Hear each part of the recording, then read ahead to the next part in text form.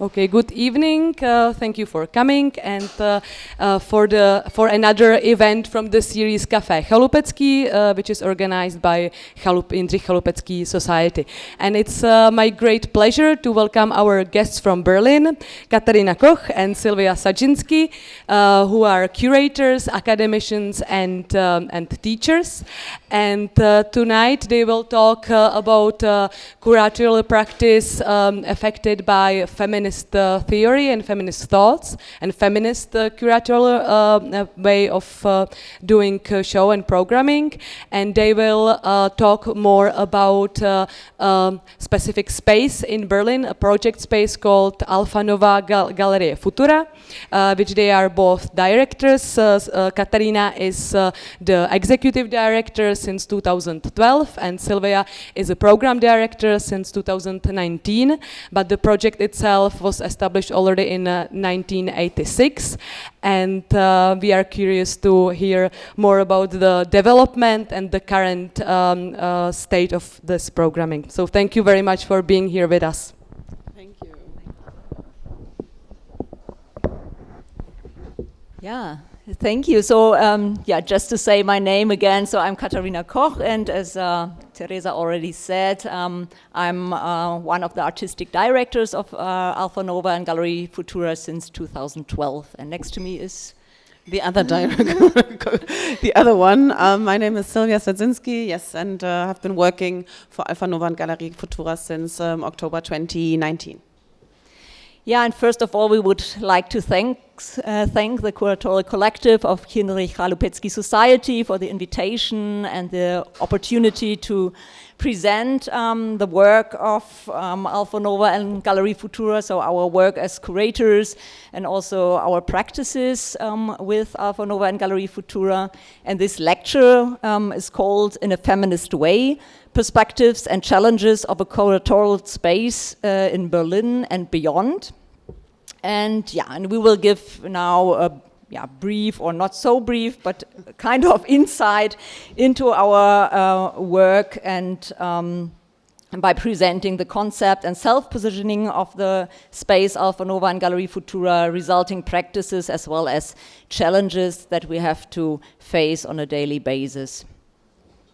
So Alfa Nova and Galerie Futura is an art space for exhibition and cultural events with an explicit emancipatory and feminist perspective and focuses on collaborations with women or female identified artists. Up to 5 or 6 thematic-based solo and group exhibitions are realized per year, as well as performances, lectures, discussions, workshops, and other corresponding presentations. And we are a non-commercial space which is institutional funded by the Berlin City Council. So this is the building in which is the space located on the 2nd floor. And the project was founded already in 1986 in former West Berlin. And based on a feminist self-concept, it wants to create a space which combines political interventions and artistic practices to develop critical perspectives for the artistic and academic communities and as well as for society at large. So, this is also a very old picture from the 80s because already in the 80s, it was founded in former West Berlin, and it was started as an explicit women's project, agitating for the visibility of women artists and acting in the spirit of the second wave feminism in Western Germany for fighting for women's rights, participation, and emancipation. And it was initiated by activists organized in the women's peace movement in former West Berlin. And so the gallery space functioned from begin on as a political space, which linked activism and artistic practices. And after 25 years, a generational change in the curatorial conduction of the space was initiated. So in 2012, my former colleague Anne Kohl and we overtook the project as new art directors, and since then Alfa Nova and Galerie Futura has been organized and programmed always by 2 artistic directors. The generational change went along with a strong reflection on shifts and developments in positions, practices, and strategies of feminist art curating. And as new artistic directors, we ask ourselves questions like, what ideal demands do we associate with the production of a feminist art space? What external and internal realities are we confronted with?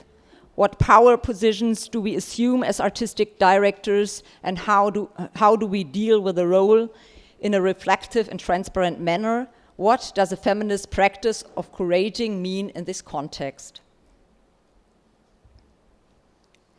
The social and political context, as well as feminist theories and politics, have changed within the last decades. So women isn't sought as a fixed or certain identity anymore. Instead, gender is theorized and as socially produced, and the interdependencies with other social categories are stressed, like race, class, age, religion, health, social participation, which always imply a hierarchy and inequality. And feminist politics today, also in the arts, focus on the production and reproduction of these inequalities, which are still very present in our societies. In this sense, we understand feminist concerns always as political ones, but running a feminist art space does not mean exclusively talking about gender-related issues to us or highlighting marginalized topics, but it's more about discussing non-hierarchical ways of knowledge production and collaboration, and non-hierarchical forms of exhibiting and representation and turning them into practice. And moreover, it means a strong reflection on our own involvement into power relations, a reflection on our reproduction also of exclusions by choosing certain topics or by inviting certain people to collaborate. And this requires also a strong reflection on our own privileges as white academic women who are running the space. However, we do not consider feminism as women's fight, but instead as a plural concept to criticize and fight hegemonic power relations that lead to inequality and exclusions.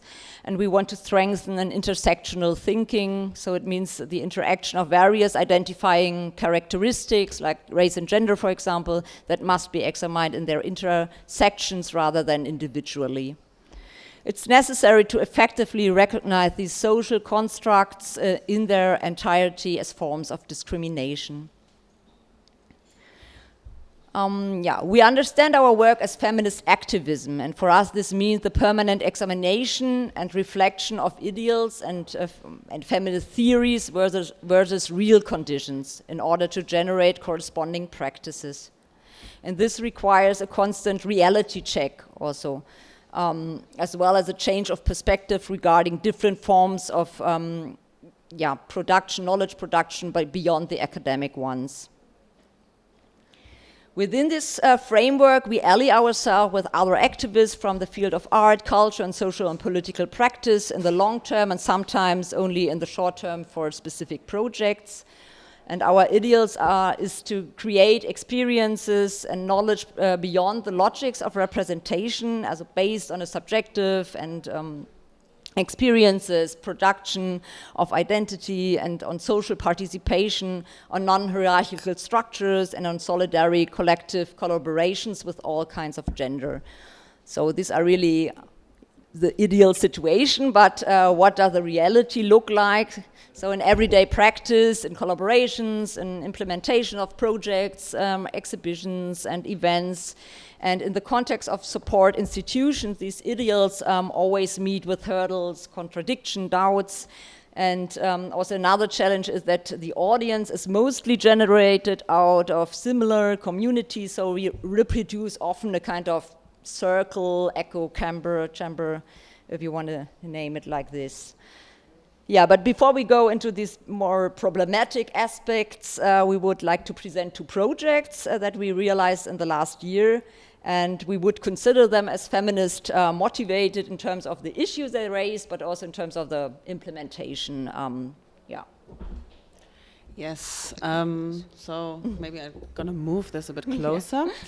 So one of the projects we did is called, as you can see here, Feminist Housing, Her Stories for the Future, Berlin, Bauhaus and Beyond. And it consisted of 2 parts, actually, in 2019. It happened in 2019 and 2020.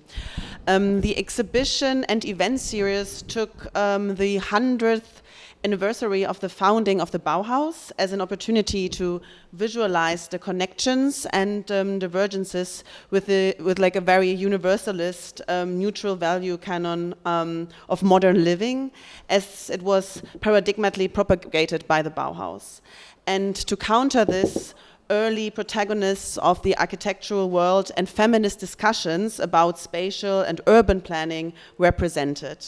Here, gender relations became visible as diverse, asymmetrical ideas of living, of personal relationships, and professional life. And this is part of like the flyer. And so the first part that was happening in 2019 was dedicated to the so-called pioneers of the 1920s and their understanding of architecture, of living and urban activism. And it consisted of an exhibition by Austrian but Berlin-based artist Moira Zeutel, who critically examined the so-called Frankfurt Kitchen in a 2-part video installation. So you can see here the Frankfurt Kitchen is seen as like somehow like a blueprint version for the modern kitchen, so that like kind of women, they don't like really need to move a lot in the kitchen space. So something that like right now we would like kind of maybe not consider really feminist, but of course like back then it helped to make the movement and the task associated with female labor and care work easier. And another part of the exhibition you can see here was like this Frankfurt Kitchen was also like co-developed by Austrian architect Margarete Schütte-Lihotzky in 1926. And Moira Zeutel's work, Kitchen Torso, evoked these systematic studies of the rationalized housework conducted in the early 20th century. And these studies were also, of course, inspired by Taylorist thinking, so how to make everything more functionable. And in addition to the exhibition, and this is like what we often do, so when we have exhibitions, we always plan a discursive side program that is expanding the exhibition or like putting them into like current discourses.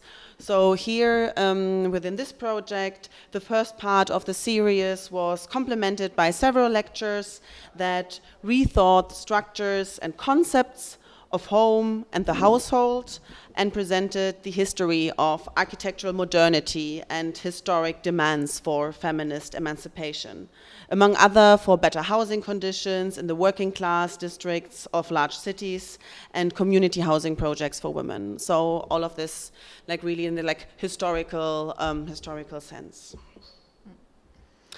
And then the second part of the project happened a year later, as we said, so in 2020. And this one happened in close collaboration with architects and urban theorists from the Technical University of Berlin, of the Chair of Urban Design and Urbanization. And this part was discussed, or like kind of like discussed the impacts of the so-called second women's movement on architecture, living, housing, and activism on the present in our like very contradictory globalized economies.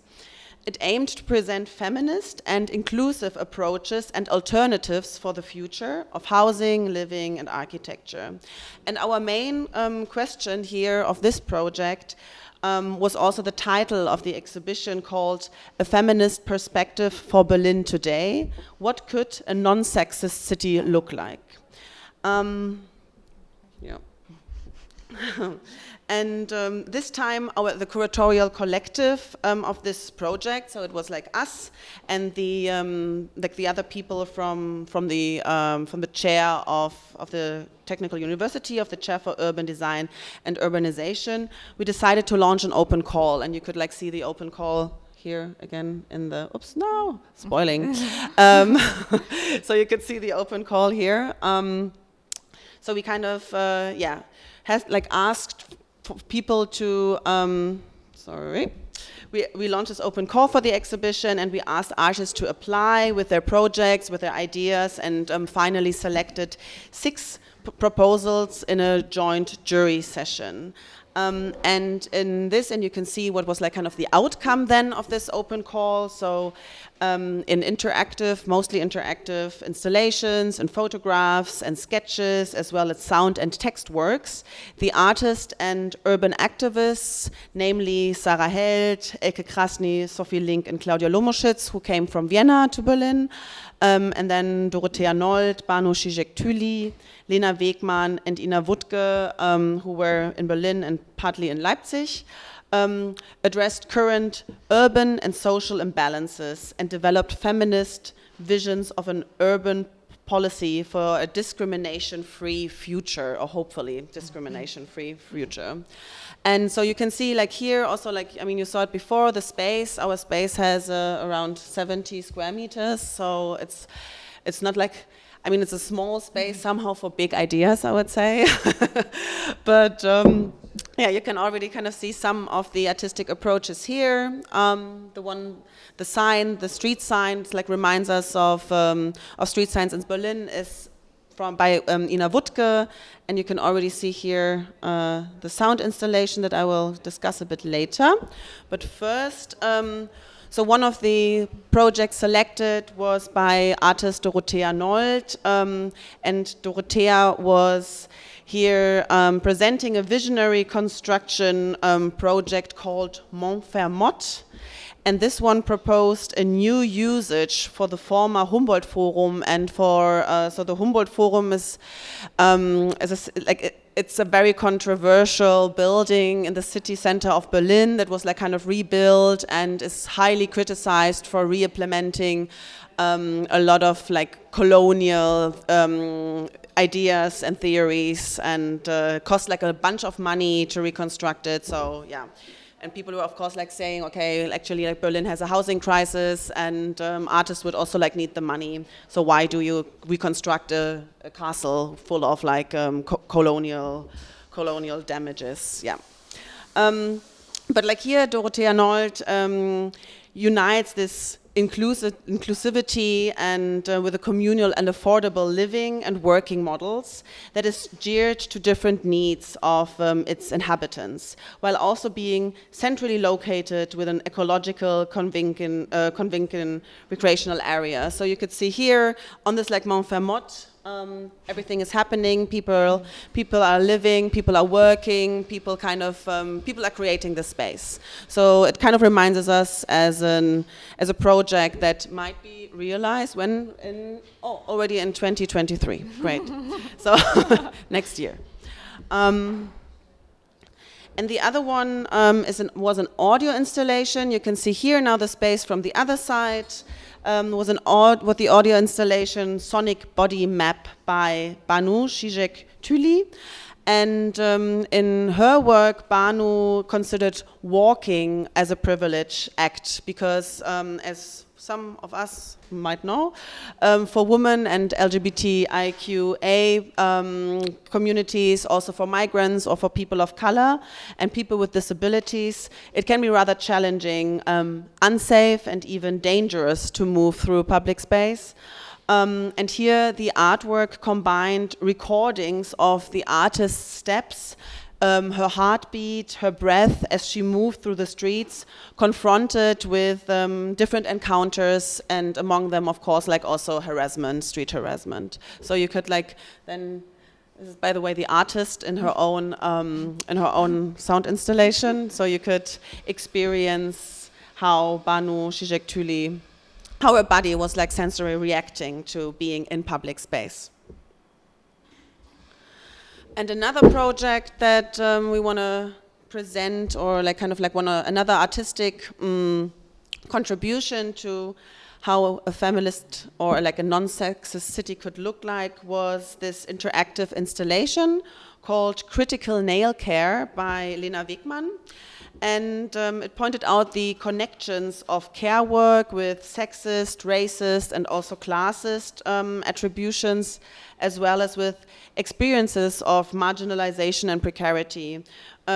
Here, visitors were invited to paint each other's nails and to perform or receive care work during the experiences and engage in critical conversations. So you can see here, Lena Wegmann created tiny little information sheets or cards that were like a suggestion for possible topics to discuss, and of course, I mean, we all know, we also had like this conversation today that nail care, nail studios, they are very precarious, conducted by certain community groups, and of course, like here, this was also addressed, and yeah.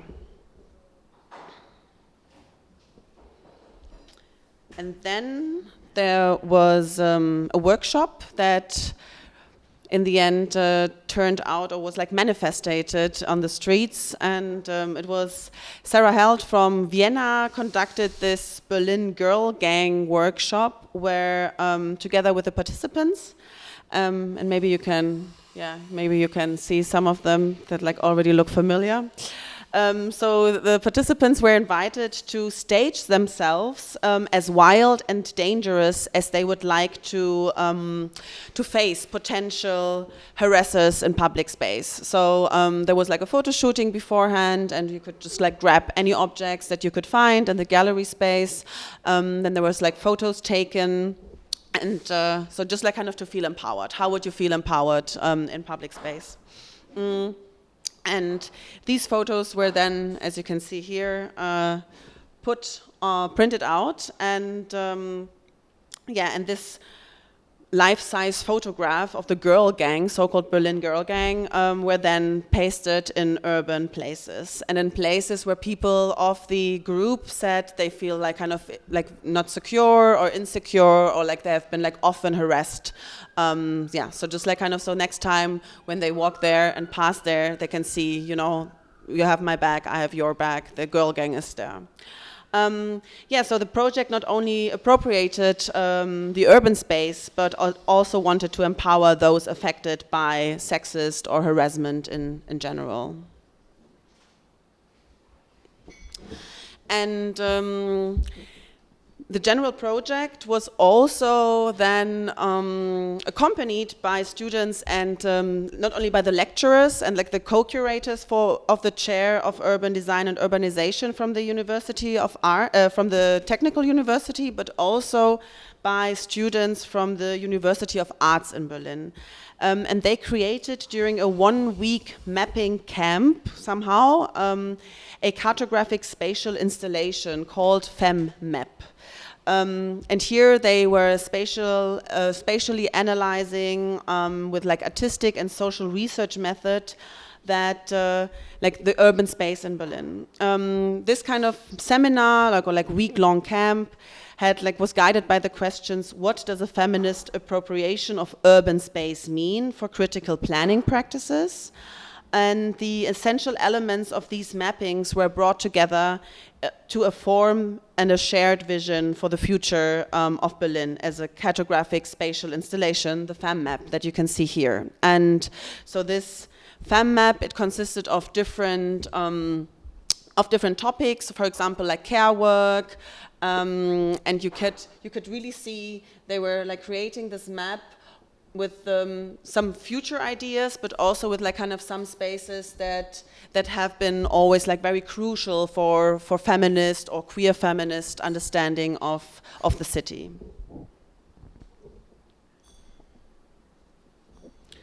And then the exhibition was also, the whole exhibition project was accompanied by a film program and a symposium with integrational urban practitioners and theorists from like internationally.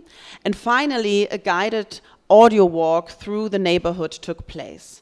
And this was organized by a group of feminist architects called FemArch, who do like very amazing podcasts. So if you want to check them out, it's really worth checking them out. And here this kind of like audio tour or audio walk was allowing the participants to experience emancipatory practices and spaces together with different narrative figures as they walk alone through the city. So they invited guests to also like hear and listen to their experiences when they walk through a city. And by redesigning the city walk, which was initially planned as a collective experiences, the initiators of the group FemArc responded to the pandemic situation, since then like kind of it was not possible to do it all together. So the question was here, how can we collectively experience feminist spatial practices despite physical distance? So then like kind of we all gathered together, and then like everybody could like have the QR code and walk through the area with this audio tour.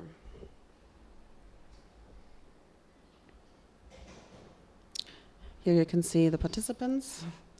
Yeah, and as the curatorial collective of the project, it was important to us to bring together as many different perspectives as possible on the core topic of urban planning, design, construction, housing, and living together. The subjective and collective experience of public urban spaces and the asymmetrical gender and class relations embedded within them were other key focuses of the project, as well as experiences of sexism, racism, anti-Semitism, and ableism that always appear when talking about harassment in the city. By drawing upon these diverse, irrelated experiences, we sought to promote exchange between the participants and the audience. And for this reason, we have invited artistic projects and those from urban practice that have realized interactive and process-based forms of presentation in particular. Yeah, and this is the second project example we would like to present to you. So it is called Revolt, She Said, Decolonial and Feminist Perspectives on 68. And it was a collaborative project between Alpha Nova and Galerie Futura and the Berlin-based Art Space District, and it took place in 2018. And it linked the themes of intergenerational exchange, intersectionality, and decolonial perspectives. And Revolt, She Said, was not an exhibition, but it was an event series with lectures, talks, screenings, workshops, performances, and presentations. And it was designed in conversation, really close conversation with the participating artists, curators, and activists and academics. And again, we took the opportunity on the occasion of the this time 50th anniversary of 1968 to engage from feminist and decolonial perspective with the protest movements in Germany in the late 60s. And as we all know, these protest movements were also fully redefined the field of art. And as initiators, we were moved by the question of which histories, participants, and voices still remain invisible within the dominant narratives about 1968, and how they can be reactualized for the contemplation and creation of present and future socio-political processes and demands. So the pictures you will see now, the images, they are all connected, of course, to this project, but I won't say not to each of it something, so just to get an impression. The idea of the project was to reassess the production of narratives in historiography and to retell the movements of this time from the perspective of their feminist, anti-colonial, diasporic, migrant, Jewish, and Black organizations. And although the single events highlighted different communities, viewpoints, and aspects, all of them foster an intergenerational exchange. And all of them have been drawn an arc into the present in order to analyze the positions, experiences, and stories in the future, in the frame of today's social and political contexts. So the main concern was to learn about historical contexts, marginalized knowledge production, and current cultures of remembrance through voices that haven't had and still did not have a broader visibility in a broader public discourse. And that means in the same time also trying to unlearn about dominant images, collective remembrances and symbols connected to 1968 that are mostly driven by white male perspectives. So this is Peggy Piesche, one amazing scholar in literature and cultural studies, and she claimed to decolonize time as well as the dominant collective memory on certain historical events and time frames. And she stated that we all have to review constantly our viewpoints that are dominated by hegemonic images in historiography, and that we have to break with those narratives in order to learn, to get a new view, to see really, to explore other sources, media, logics, communities and perspectives as relevant parts of history writing and history telling processes. And she proposed to explore subjective and individual stories in the frame of collective history and movement history and make them visible.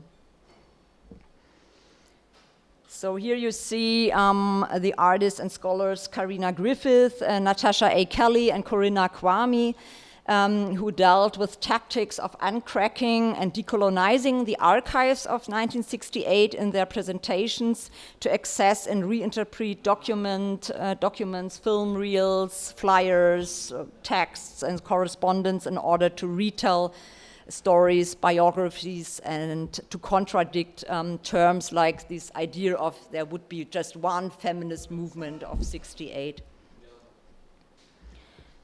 And here we see cultural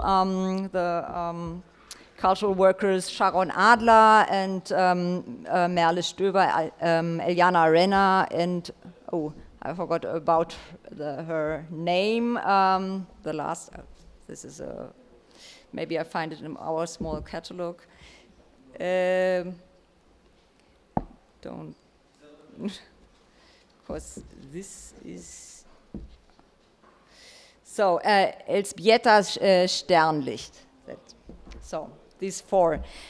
They are found together for an intergenerational roundtable on the perspectives of Jewish feminists and artists who were active in 1968 and afterwards, and who met back then in a climate that was also in the subculture protest movement scene, let's say, partially characterized by anti-Semitism.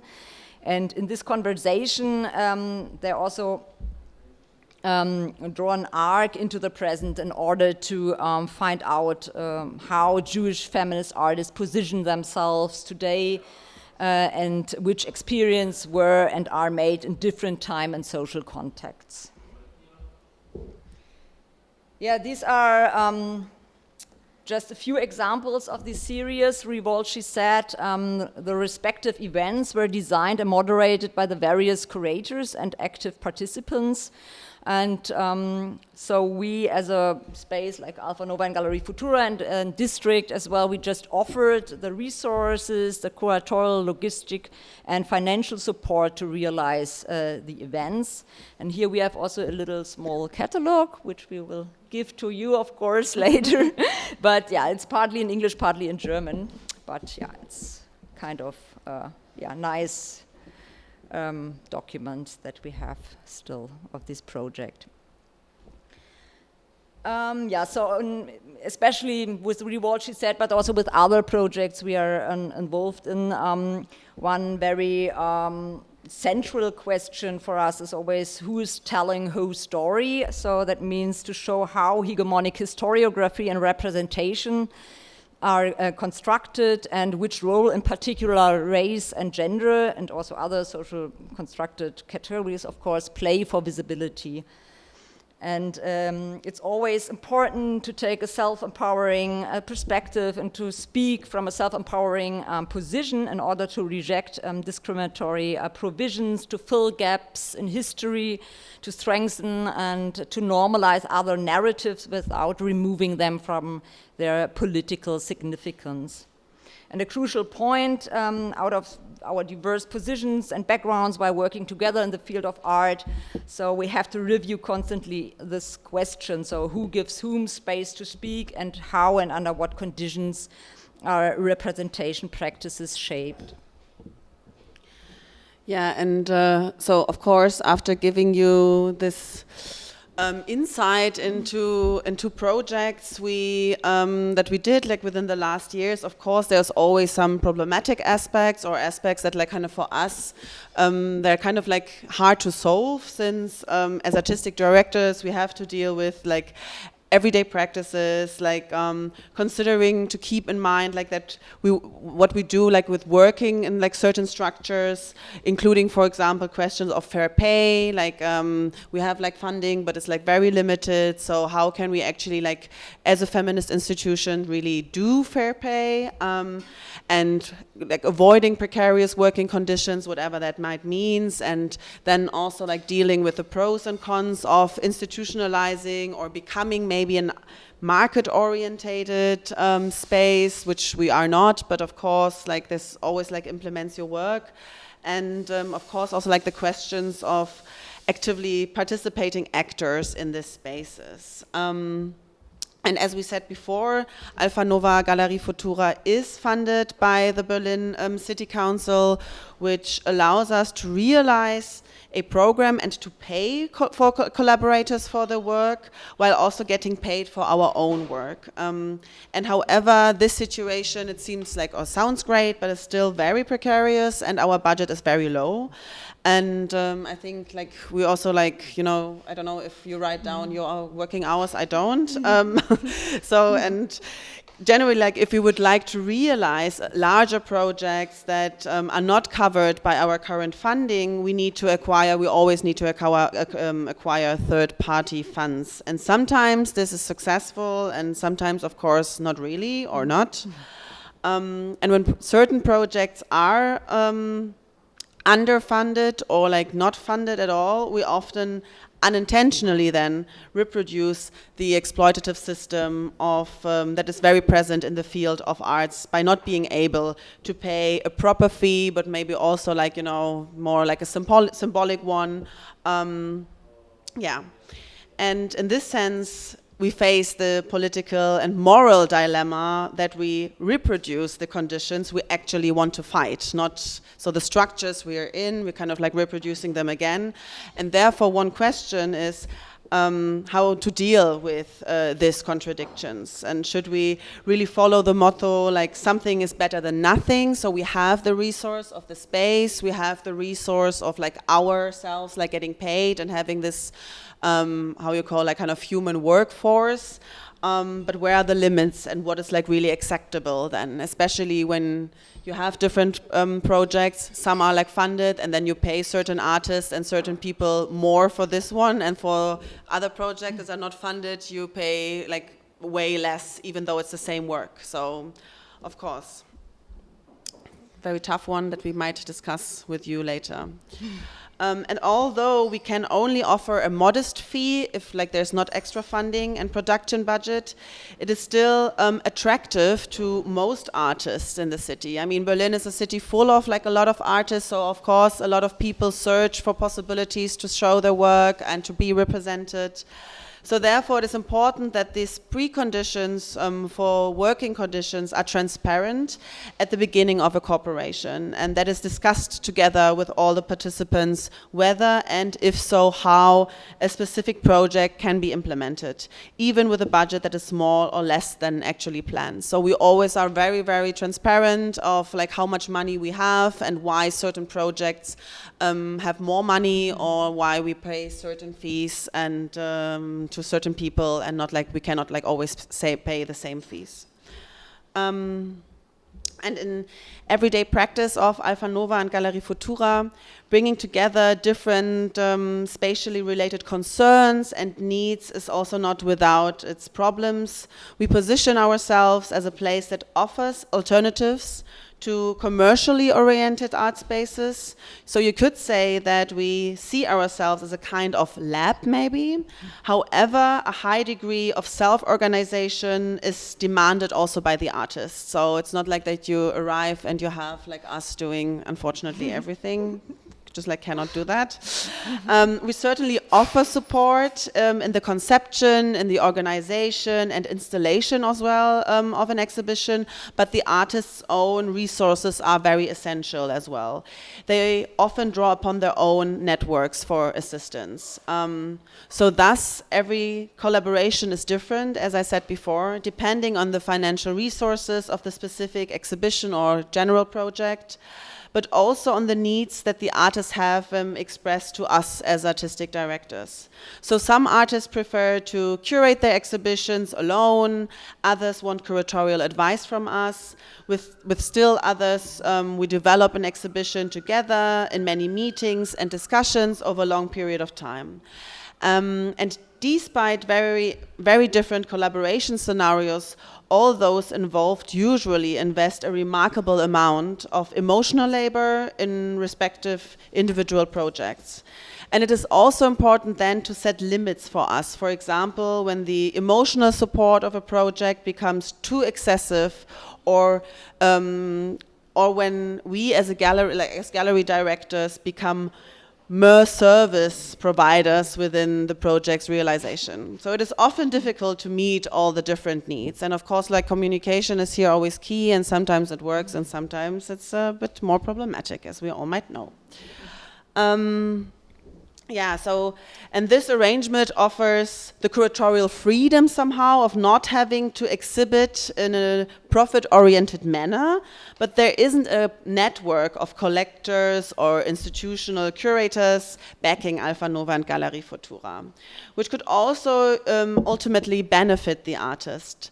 And visibility is primarily generated in a particular specific community, which can be empowering, but having said this, also deprives a wider audience. So in general, we have like a community, or we have an audience that comes and goes all the time, but as we talked before, it is more maybe not like only a community, but a network that is created, because with every project, new people learn about the space, new people come. So even like for people being in Berlin, sometimes like, oh, okay, wow, you have been existing since, I don't know, like so long, but it's the first time I hear from you. So it's really, in a city like Berlin, where a lot of people come and go, there's always like new networks, new people, new audiences that are generated within the, like, with the program. And yeah, in a location like Berlin, with its very diverse exhibition spaces and a lot of exhibition spaces, it is also a challenge for us to get the attention of the press and other public bodies.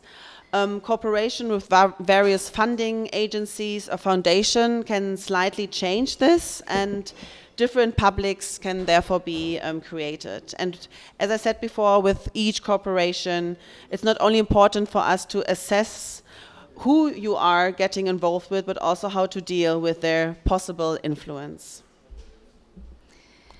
Yeah, and maybe a last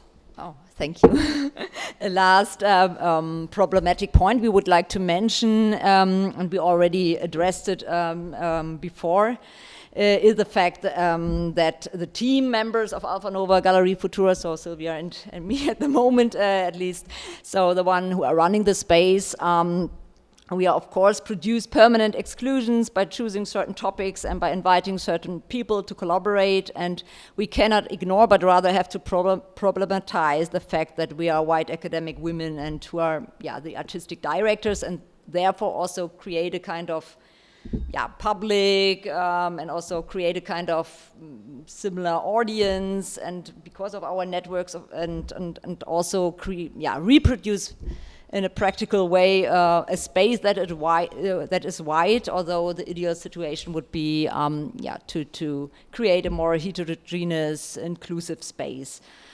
And so even if our situation is in one way or the other precarious, still we definitely have privileges that need to be made transparent. So And we ask ourselves, how can we share power, responsibility, and resources in a more open and transparent way? And what are the preconditions for practices based on honest solidarity and involvement? And we think it is necessary to have a permanent debate on and reflection on these aforementioned problematic aspects and questions.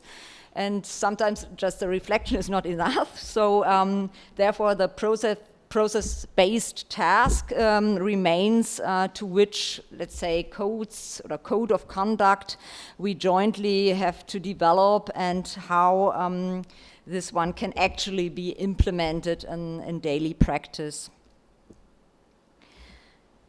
Yeah. So in general, some closing ideas. So in general, it's important to us to remain mindful and open in our work in order to offer artists and cultural workers a wide range of opportunities to connect. In Italy, short temporary cooperations produce long-term collaborations related to fundamental questions about the possibilities and strategies for structural change, also in the field of art, and as well as equitable distribution and inclusion. However, this requires definitely an ongoing commitment and a self-reflection and a process-based work that is doesn't necessarily have a kind of end product, but especially for these kind of long-term works, they are lacking financial resources and often the time capacities. So, this is really a challenge, I would say. But despite of these, anyway, all these little and bigger challenges that we have to face, we still think that we, somehow produce a kind of, at least, or make a small practical contribution, let's say, to a long-term change and rethinking of the art world, also with our, space policy, I would say. Let's hope. Let's hope. Okay, thank you so much. Thank you.